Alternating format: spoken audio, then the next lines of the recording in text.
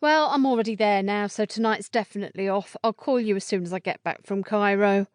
Anthony snapped and hung up. Tiffany exploded with rage. How dare he stand her up? She slammed her mobile phone down onto the sofa, but it skittered across the taut fabric and shot into the shrine nestled in the old fireplace, toppling the joss sticks and tumbling flowers before smacking into 4 bronze Egyptian statuettes. Osiris, Isis and Nephthys crashed together into a triangular but delicate balance, while Seth, the old trickster, clattered dramatically right out of the grate, knocking over the cat figurine on the hearth. The duo fell sideways, narrow eyes accusing. "Oh, now look what you've made me do," Tiffany shouted. All desire to see Anthony had popped, like the soap bubbles sometimes playfully battered by her tabby cat.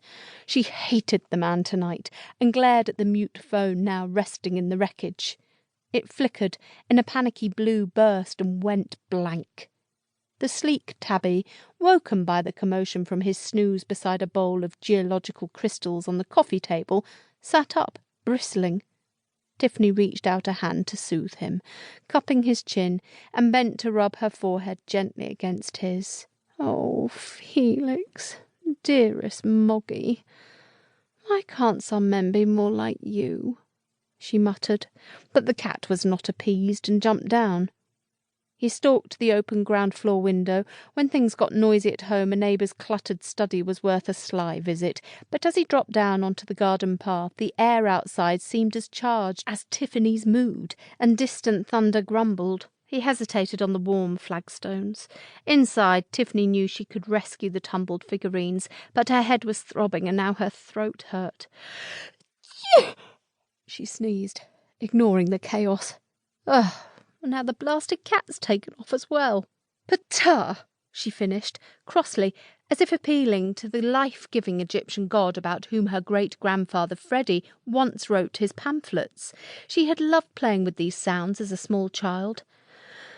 "Oh, I can't be getting a cold now. It's almost summer." She stalked over to a small sideboard tucked into the alcove next to the fireplace to find her bottle of whiskey and poured a shot into a tumbler, hoping the elastoplasty taste and kick of the peaty malt would numb her sore throat.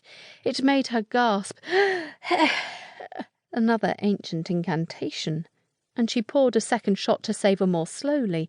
Thunder muttered again, louder and closer, and the gauzy curtain at the window fluttered anxiously. Tiffany turned away, deciding that a deep bath might help to soak her ills away with a generous libation of perfumed oils. As she left the room, bearing her consoling glass, a gust of wind rattled down the chimney, costing Isis her fragile balance in the fireplace. The figurine slipped forwards, her bronze headdress striking the abandoned mobile phone screen with a sharp "nt" sound.